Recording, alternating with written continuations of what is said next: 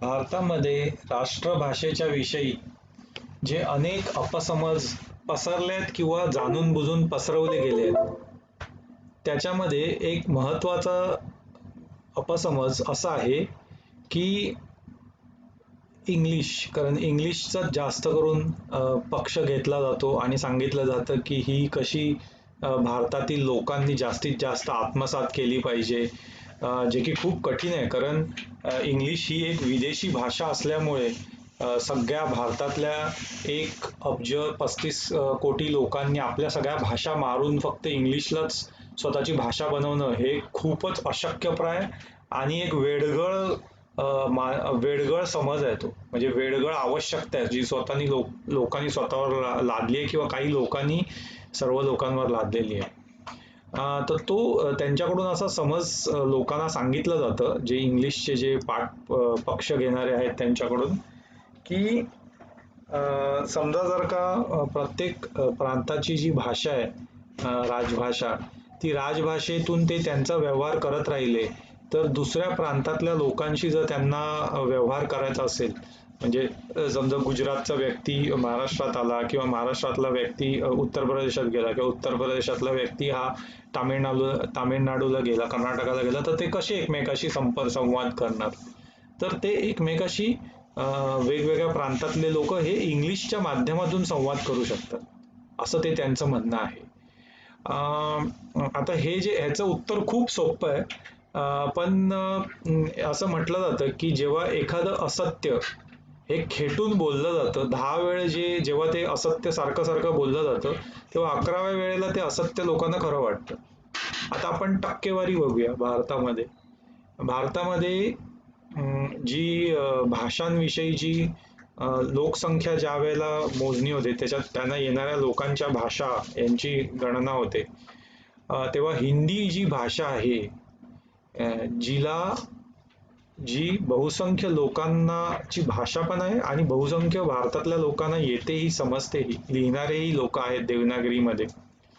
तर 89 ते 90% लोक आहेत भारतामध्ये ज्यांना हिंदी येते, लिहिता येते, वाचता येते, समजते. आणि इतर ज्या भाषा आहेत त्यांचंही भरपूर मोठ्या प्रमाणात टक्केवारी आहे अशाच प्रकारे त्यांच्या लोकसंख्येच्या प्रमाणामध्ये. जसं 135 कोटी जी लोकसंख्या आहे भारताची, त्याच्यामध्ये 6 करोड पर्यंत लोक आहेत ज्यांची कन्नड भाषा आहे, आणि या लोकांना हिंदी सुद्धा येते बऱ्याचशा लोकांना ह्याच्यातल्या, आणि किंवा मराठी भाषा आहे. 5 ते 6 कोटी 7 कोटी लोकांची स्वतःची भाषा भारतामध्ये मराठी आहे, आणि या लोकांना हिंदीत येते बऱ्यापैकी, बऱ्याच लोकांना. तर ते जे आहेत त्यांना बहुभाषी म्हणू शकतो, किंवा सामान्यपणे भारतात बहुसंख्य लोकांना हिंदी येते. तर सांगायचं तात्पर्य असं की हा जो टक्का आहे ज्यांना हिंदी येते त्यांचा टक्का हा जवळजवळ 89% आहे. आणि इंग्लिशचा जर विचार केला तर असं म्हणतात की ज्याला थोडीफार इंग्लिशचे अक्षरं समजतात, जे की एवढा प्रचार केला जातो बाकीच्या सगळ्या भाषांना आज बहिष्कृत करून फक्त इंग्लिश सगळ्या शाळांमधून आज मुलांना पिटून सगळ्यांना ते इंग्लिश त्यांच्या माथी मारलं जातं. एवढं करून सुद्धा आज किती लोक आहेत या जनगणनेप्रमाणे ज्यांना इंग्लिश येतं? 10% लोक मानले जातात, पण त्या 10%मध्ये सुद्धा ज्यांना खरं इंग्लिश येतं, जे टाइम्स ऑफ इंडियाचा पेपर वाचू शकतात आणि त्याप्रमाणे बोलू शकतात, त्यांची संख्या 1%पेक्षाही कमी आहे. आणि याचं जिवंत उदाहरण म्हणजे इंग्लिशचे जेवढे पण जे वाहिन्या आहेत, वृत्तपत्र, न्यूज वाहिन्या आहेत, त्यांचे बघणाऱ्यांची जी लोक आहेत त्यांची संख्या फार कमी आहे, 1%पेक्षाही कमी आहे भारताचा जर विचार केला तर. ह्याच्यातूनच आपल्या लक्षात येतं की इंग्लिश ही लोकांची जनभाषा नाहीये. त्यामुळे हा जो तर्क दिला जातो की भारतातल्या वेगवेगळ्या प्रांतांची एकमेकाशी संवादाची भाषा इंग्रजी आहे, हा खूपच हास्यास्पद आहे. आता हा किती हास्यास्पद आहे याचं एक उदाहरण बघूया आपण. की कल्पना करा की इंग्रज जेव्हा भारतात नव्हते, म्हणजे इंग्रज भारतात जेव्हा आले आणि त्यांची भाषा इथे जी भारतातल्या लोकांवर लादली गेली त्याला मोजून 100 वर्ष झाली, मोजून 100 वर्ष. मग 100 वर्षापूर्वी भारत तर होता, म्हणून तर भारत नाव आहे. आणि म्हणूनच ब्रिटिशांनी सुद्धा भारतात येताना त्यांच्या कंपनीचं नाव ईस्ट इंडिया कंपनी ठेवलं, म्हणजे ती इंडिया तेव्हा पण होती, ज्याला ते लोक भारत म्हणत होते. आता काही लोकांचं म्हणणं आहे की इंडिया म्हणजे एक फक्त इंग्रजांनी त्याचा शोध लावला, पण ते खोटं आहे. कारण इंडिया हा शब्द जो आहे तो हिंदुस्थान मधून आलेला आहे. तर त्याचं का असं आहे की हिंदुस्थानला इंग्रज लोक हे इंडोस्तान म्हणत होते. तर ते हिंदू चीनचं Indo China, Indo Pakistan war, ते हिंदू पाकिस्तान वॉर असा त्याचा तो अपभ्रंश आहे. ते इंग्लिशमध्ये तो एच चा आय झाल्यामुळे हिंदिकाचं इंडिका झालं.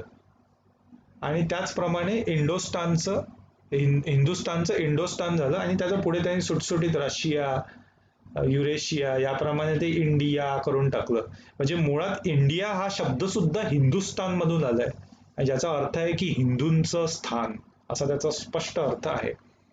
तर मग आपण जर भाषेचा विचार केला तर ब्रिटिश लोक 100 वर्षापूर्वी भारत जो होता त्याच्यात काय कोण एकमेकाशी बोलत नव्हतं. आपण जर भारताचा विचार केला तर भारताची जी चार शक्तिपीठ आहे, भारताची जी चार हे आहेत, शंकराचार्यांनी जी तयार केलेली शक्तिपीठ आहेत ती कुठे आहेत? एक जे आहे ते बद्रीनाथला आहे, चार शक्तिपीठ आहेत. दुसरं आहे ते आसामच्या तिकडे त्या बाजूला पूर्वेकडे आहे. अशी जी चार त्यांनी शृंगेरी आहे, शृंगेरी दक्षिणेमध्ये, कर्नाटकाच्या मध्ये आहे ते, गुजरातला आहे, गुजरातला सुद्धा त्यांचं मला वाटतं द्वारकेला ते शक्तिपीठ आहे. ती तर ही सगळी जी केरळच्या एका गावातून शंकराचार्य निघाले होते, त्यांची भाषा मल्याळम होती. पण त्यांनी ज्या वेळेला एवढा सगळा प्रवास केला भारताचा, तेव्हा ते कुठेतरी राहिले असतील, कुठेतरी जेवले असतील, कुठेतरी पाणी प्यायले असतील, पण त्यांच्या सगळ्या जीवनीत कुठेही लिहिलं नाही की बाबा इंग्लिश नाही येत मला म्हणून माझी खूप अडचण झाली. किंवा शंकराचार्यांचा काळ तर खूप पूर्वीचा आहे. आपल्या इथे जे रामदास स्वामी होते, समर्थ रामदास, त्यांनी सुद्धा पूर्ण भारत हा पायी पदक्रमण केलं होतं, पूर्ण भारताचं. आणि आज जो तामिळनाडू आहे, जिथे लोक समजतात इंग्लिशचा बोलबाला, तामिळनाडूमध्ये इंग्लिश नाही आली तर कोण राहू शकत नाही, किती खोट आहे. समर्थ रामदास जे होते त्यांचे जवळपास माझ्या माहितीप्रमाणे 11 त्यांनी जे रुद्र स्थापन केले, त्यांचे मठ स्थापन केले, त्याच्यातले 2 मठ का 3 मठ हे तामिळनाडूमध्ये आहे. त्यातला एक तंजावरला आहे आणि दुसरा रामेश्वरमला आहे. आणि त्यांचे जे शिष्य होते कल्याण स्वामी, ज्यांनी दासबोध लिहिलं, तसेच त्यांचे तामिळनाडूतले पण शिष्य होते. पण जे शिष्य होते त्यांच्याशी जे त्यांनी संवाद केला समर्थ रामदासांनी, तर त्या दासबोधमध्ये किंवा त्यांच्या जीवनीत कुठेही असं दिसलं नाही की बाबा इंग्लिश मला येत नव्हती म्हणून मी त्या दक्षिणेतल्या लोकांशी संवाद करू शकलो नाही.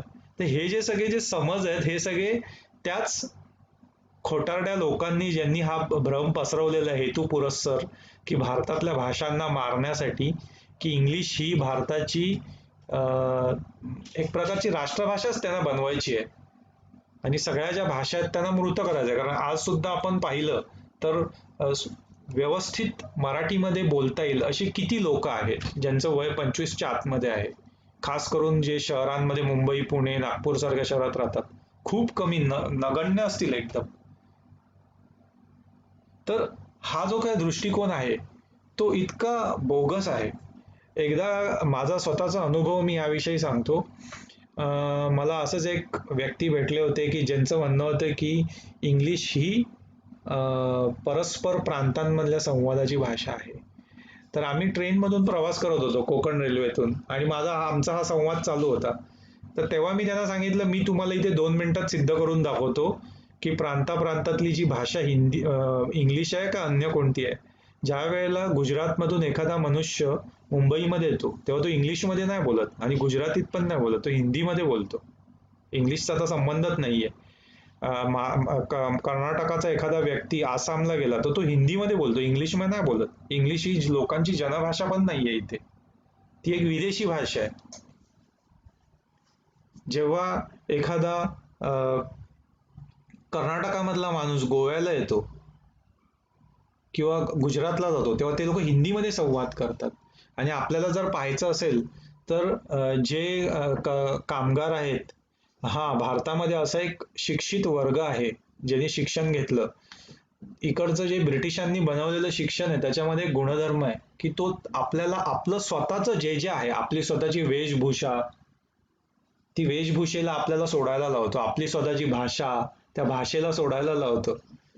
आपलं स्वतःचे सभ्याचार, नमस्ते बोलणं हे सोडून हाय हॅलो बोलायला लावतो. असा एक प्रकारचे एक त्या शिक्षणामध्ये त्या लोकांनी एक प्रकारचं प्रोग्रामिंगच केलेलं आहे.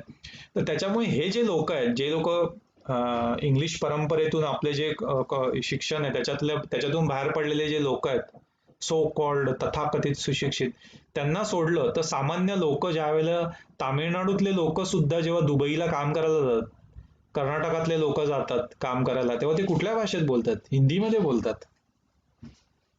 आणि जे उच्च वर्गीय लोक आहेत, मी स्वतः विदेशामध्ये राहत असल्यामुळे मला ते माहिती आहे की इकडचे लोक जेव्हा दुसऱ्या प्रांतातले लोक आहेत, ते स्वतः भारतातले लोक एकमेकाशी हिंदीमध्ये बोलतात. तामिळनाडूमध्ये काय काय लोक असे आहेत ज्यांना अजिबातच हिंदी माहिती नाही, ते लोक मोडक्या तोडक्या हिंदीत म्हणतात किंवा मग ते इंग्लिशमध्ये बोलतात. पण बहुसंख्य शेकडा जर आपण विचार केला तर 95% लोक हिंदीमध्ये संवाद करतात. तामिळनाडूचे असो किंवा कर्नाटकाचे असो किंवा केरळचे असो किंवा आसामचे असो, सगळे हिंदीमध्ये बोलतात. आसामचे किती लोक आहेत ज्यांना व्यक्तिगत मी ओळखतो, सर्व लोक हिंदीतच व्यवहार करतात बोलण्याचा. आणि याच कारणामुळे जे सत्यस्थिती अशी आहे की भारतामधल्या वेगवेगळ्या प्रांतांमध्ये आज संवादाचं माध्यम हे हिंदी आहे, इंग्लिश नाही आहे. आता इकडे कोणतरी म्हणेल की हिंदीचे जे युपी व बिहारचे भैया लोक आहेत त्यांनी हिंदीचं वर्चस्व, पण ते खोटं आहे. कारण माझी स्वतःची मातृभाषा मराठी आहे, माझी मातृभाषा हिंदी नाही. पण सत्य हे आहे की हिंदी ही इकडची लोकांची जोडणारी जनभाषा आहे. म्हणजे त्यांची स्वतःची मातृभाषाचा अपमान होत नाहीये याच्यामध्ये काही. कारण आपण एक गोष्ट लक्षात घेतली पाहिजे की भारतातल्या ज्या सगळ्या भाषा आहेत, मग त्याच्यात मराठी असेल, हिंदी असेल, किंवा कन्नड असेल, किंवा अजून ह्या ज्या सगळ्या भाषा आहेत ह्या संस्कृत मधून उत्पन्न झालेल्या आहेत. आणि त्यांचा जो पाया आहे तो धार्मिक संस्कृतीचा आहे. आणि इंग्लिश आहे किंवा अजून अरबिक आहे, किंवा ह्या सगळ्या भाषा आहेत, ह्या मध्य पूर्वेतून जो जो अब्राहमला मानणारे जे रिलिजन होते, धर्म नव्हते, रिलिजन, जे ज्यांच्यामध्ये एकाधिकारशाही आहे. एकाधिकारशाही म्हणजे हे जे रिलिजन होते ते ज्या ज्या देशांमध्ये गेले आणि स्वतःचा तलवारीच्या धारेवर त्यांनी प्रचार केला, तिकडची त्यांची सगळी संस्कृती संपवून टाकली. सगळी संस्कृती, त्यांच्या भाषा संपवून टाकल्या, त्यांची नाती संपवून टाकली. आता तुम्ही म्हणाल नाती कशी संपली, तर उदाहरणार्थ आज जो इराण आहे, ते इराणमधले जे पारशी होते, ते पारशी पूर्वी जेव्हा पारशी होते, म्हणजे जेव्हा ते मुसलमान म्हणून पाठवले गेले नव्हते, तेव्हा ते लोक त्यांच्या बहिणीशी लग्न करत नव्हते, चुलत बहिणीशी. पण जेव्हा त्यांना मुसलमान बनवण्यात आलं पारसी लोकांना, आजपासून काही 1300 वर्षापूर्वी, त्याच्यानंतर ते लोक आता स्वतःच्या चुलत बहिणीशी लग्न करतात, स्वतःच्या आत्याशी लग्न करतात, काकीशी लग्न करतात. तर हा जो सगळा परंपरा आहे त्याचा अर्थ काय होतो? तुमची नाती बदलून गेली. तर हा जो अब्राह्मनिक, ही जी इंग्लिश सुद्धा अब्राह्मनिक भाषा आहे. कारण की जे देश आज त्याचा पुढाकार किंवा त्यांच्या स्वतःची भाषा म्हणून त्याचा गौरव करतात, इंग्लंड, अमेरिका, हे स्वतः आज ज्या ख्रिश्चन मिशन्स आहेत त्यांना प्रचारित करण्यासाठी, त्यांना पैसे देण्यात आज सगळ्यात आघाडीवर ज्या फंडिंग आहेत त्या त्यांच्याकडून येतात.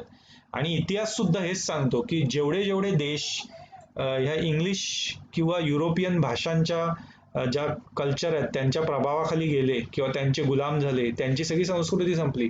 आज आपल्या इकडनं पूर्वेमध्ये एक देश आहे फिलिपिन, ते नाव सुद्धा आज लोकांना माहिती नाही. तो पूर्वीचा, आज सुद्धा या फिलिपिनवरती अमेरिकन लोकांचं राज्य होतं 1946 पर्यंत. आणि नंतर त्या लोकांनी ती कॉलनी सोडली.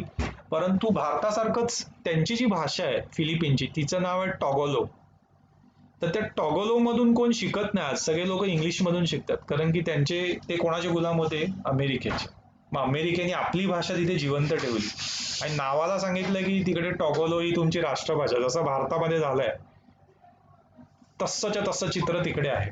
काय परिणाम झाला की आज जो फिलिपिन आहे तो जवळजवळ 100% ख्रिश्चन आहे आणि तिकडची टॉगोलो भाषा ही जवळजवळ नामशेष झाली आणि तिकडच्या लोकांनी पूर्ण इंग्लिश स्वीकारण्याचा कितीही प्रयत्न केला तरी ती त्यांची भाषा नसल्यामुळे आज ते एकदम खिचडी बनून गेले. म्हणजे त्यांनी टॉगोलोची आणि इंग्लिशची आणि अजून सगळ्याची अशी खिचडी बनवली की त्याच्यात ना इंग्लिश समजत ना टॉगोलो समजत. आणि हीच गोष्ट तुम्ही जर नीट लक्ष देऊन बघितली तर भारतामध्ये सुद्धा होत आहे. आज भारतामध्ये कोणालाही ना स्पष्ट मराठी बोलतायत ना स्पष्ट हिंदी बोलतायत, सगळ्यांनी इंग्लिश त्याच्यामध्ये मिक्स करून टाकले, भेसळ करून टाकली. तर हा जो काय प्रकार आहे त्याचं कारण की ह्या सगळ्यांचा जो पाया आहे इंग्लिश आहे किंवा अरबिक आहे ह्यांचा पाया हा अब्राहमनी रिलिजन मधून आलाय, जो एक्सक्लुसिव्हिस्ट म्हणजे एकाधिकाराला मानणार आहे. तो एकाधिकार म्हणजे जेव्हा ते तुम्ही त्याला आत्मसात करणार किंवा तो तुमच्या घरात येणार तेव्हा तुमचं स्वतःचं सगळं घालवून तो स्वतःचं सगळं तुमच्यावर लादणार. तर मूळ विषयावर आपण येऊया की हा जो आहे लोकांचा एक भ्रम पसरवला आहे की इंग्लिश ही भारतामध्ये प्रांतोप्रांती संवादाचं माध्यम आहे. हा धादांत खोटा आहे हे इथे सिद्ध होतं. तर मी मगाचं जे उदाहरण सांगत होतो की कोकण रेल्वेतून प्रवास करताना त्या व्यक्तीशी आमचं असंच बोलणं चालू होतं, तर मी त्यांना सांगितलं की हे खोटं आहे की इंग्लिश ही भारतात प्रांतोप्रांती संवाद नाही होत. आणि त्याचं उदाहरण काय, तर ती ट्रेन होती केरळची. तर केरळच्या ट्रेनमध्ये एक केरळचा मनुष्य होता, तो ते जेवणाचे डबे वगैरे सगळे पुरवायचा. तर मी सांगितलं बघा आता मी इथे सिद्ध करतो. मी त्या मनुष्याला बोलवलं आणि त्याला सांगितलं, इंग्लिशमध्ये सांगितलं की मला अमुक अमुक अमुक गोष्ट पाहिजे. तर तो माझ्याकडे पहिले बघायला लागला, नंतर मला बोला साहब आप हिंदी में बताइए, हमको इंग्लिश समज नहीं आती. त्याबरोबर समोरचा जो माणूस माझ्याशी वाद घालत होता की इंग्लिश ही प्रांत, तो एकदम हसायला लागला कारण त्याला ते मनोमन पटलं की सत्य काय आहे. आणि हाच प्रयोग तुम्ही सगळीकडे केलात तर तुम्ही बघू शकता. हा तुम्हाला तामिळनाडूत गेलात तर असे लोक मिळू शकतील की ज्यांना हिंदी येत नाही पण त्या लोकांना इंग्लिश पण येत नाही, हे पण तुम्ही लक्षात घेतलं पाहिजे. आणि ज्या लोकांना इंग्लिश येते तामिळनाडूमध्ये असे जे काही लोक आहेत, खरोखर लोक आहेत, त्या लोकांना हिंदी पण येते कारण ते इंग्लिश ज्या लोकांना येते ते लोक भारताच्या अन्य भागांमध्ये पण राहिलेले आहेत, दिल्लीला राहिले आहेत, गुडगावला राहिले आहेत, त्यामुळे त्यांना हिंदी येते. त्यामुळे असे लोक तुम्हाला खूप नगण्य मिळतील किंवा नाहीच्या बरोबर मिळतील ज्यांना फक्त इंग्लिश येते आणि दुसरी हिंदी किंवा अन्य कुठचीच भाषा नाही, तामिळ, असे खूप कमी, नगण्य. त्याच्यामुळे हा जो काही लोकांचा युक्तिवाद आहे, जे काही त्याचे पक्षकार आहेत इंग्लिशचे, तो धडधडीत खोटा आहे हेच याच्यातून सिद्ध होतं. आणि हा जो काही चुकीचा समज आहे याला आपण विरोध का केला पाहिजे, कारण या लोकांनी आज असा एक समज पसरवलाय की भारताला राष्ट्रभाषाच नाही. आता ह्याचा अर्थ काय होतो, त्यांना हे सिद्ध करायचं की भारत हा कधीच एक राष्ट्र नव्हता आणि भारत हा कधी आज पण राष्ट्र नाहीये आणि म्हणून त्याला राष्ट्रभाषा नाहीये. तर हा जो काही प्रचार आहे हा ब्रिटिशांच्या काळामध्ये होता आणि ब्रिटिशांच्या नंतर त्यांचे जे काही एजंट भारतामध्ये राहिले आज, त्या लोकांनी केला होता की भारत हा कधीच एक राष्ट्र नव्हता. जर भारत हा कधीच एक राष्ट्र नव्हता तर त्याचं नाव महाभारत कुठून आलं मग. आणि भारताचा जर उल्लेख करायचा झाला तर आपल्याला जे विष्णू पुराण आहे जे इतकं प्राचीन आहे की इंग्लंडचा विचार केला, आज इंग्लंड इंग्लंड करतात, इंग्लंडनी हे सगळे आज ब्रिटिशांनी हे सगळे लोकांच्या डोक्यात त्यांच्या युनिव्हर्सिटीमधून हे विचार घुसवले की भारत एक राष्ट्र नव्हता. ब्रिटिशांचा एक मनुष्य होता सर अल्फ्रेड लायल, त्यांनी 1905च्या आसपास हा सिद्धांत मांडला की भारत नावाचा असा कुठलाही देश नव्हता किंवा राष्ट्र नव्हतं. परंतु ते ब्रिटिशांचं जे राष्ट्र आहे ते 15व्या शतकाच्या अलीकडे पलीकडे कुठेही अस्तित्वात नव्हतं, ज्याला इंग्लंड म्हणतात ते पण नव्हतं. तर ते लोक आज आपल्याला येऊन सांगतात की तुम्ही राष्ट्र नाही. जे की भारताचा उल्लेख जर करायचा झाला मला तर चंद्रगुप्त मौर्यच्या काळामध्ये अखंड भारत हे चाणक्याने दिलेले संकल्पना आहे. आणि चंद्रगुप्त मौर्य आजपासून 326 ख्रिस्तपूर्व मानलं जातं, म्हणजे जवळजवळ अडीच 3,000 वर्षापूर्वीचा काळ मानला जातो. आणि विष्णू पुराणांचा जरी काळ मानला जो कमीत कमी महाभारताच्याही अलीकडे म्हणजे 36,000 वर्षाच्याही 36 ते 50,000 वर्ष मी मानू शकतो, कदाचित त्याच्यापेक्षाही तो जुना असेल. तर हा जो कालखंड आहे त्याच्यामध्ये त्या विष्णू पुराणच्या पंचम स्कंदाच्या तृतीय अध्यायामध्ये भारताचं वर्णन आहे. म्हणजे कमीत कमी 36,000 वर्ष, ज्या वेळेला 36,000 वर्षापूर्वी ह्यांच्या इंग्लंडचं पण अस्तित्वात नव्हतं तेव्हाची गोष्ट आहे ही. वर्णन आहे भारताचं. उत्तर समुद्रस्य हिमाद्रीश्चैव दक्षिणम वर्षम तद भारत नाम भारती यत्र संतती. म्हणजे जो भूभाग ज्याच्या उत्तरेला, उत्तर समुद्रस्य म्हणजे समुद्राच्या उत्तरेला, हिमाद्रीश्चैव दक्षिणम म्हणजे हिमालय पर्वताच्या दक्षिणेला जो भाग आहे तो म्हणजे भारत, आणि तिथले राहणारे जे लोक आहेत ते म्हणजे भारतीय आहे. एवढा प्राचीन जिथे भारताचा जो सिद्धांत पुरावा मिळतो अस्तित्वाचा, तिथले लोक म्हणतात की एका विदेशी लोकांनी आम्हाला 100 वर्षापूर्वी येऊन सांगितलं तुम्ही अस्तित्वातच नव्हता. हे किती हास्यास्पद आहे. आणि त्यांच्या भाषा अस्तित्वात नव्हत्या भारताच्या. भारताची प्राचीन भाषा ही संस्कृत आहे आणि भारतातल्या सगळ्या भाषा ह्या संस्कृत मधून आलेल्या आहेत.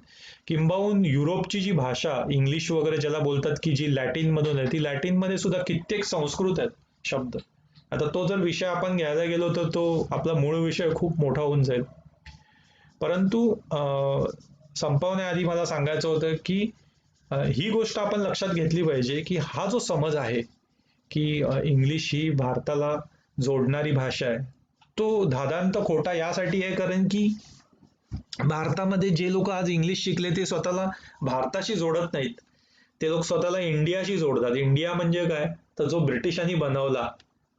इंडिया म्हणजे तो की जो इंग्लिश मधून शिकून बाहेर पडतो, जो स्वतःच्या पूर्वजांचे जे कपडे आहेत, धोतर किंवा जे भारतीय त्याला सोडून जो कोट टाय घालतो तो स्वतःला इंडिया बनवतो.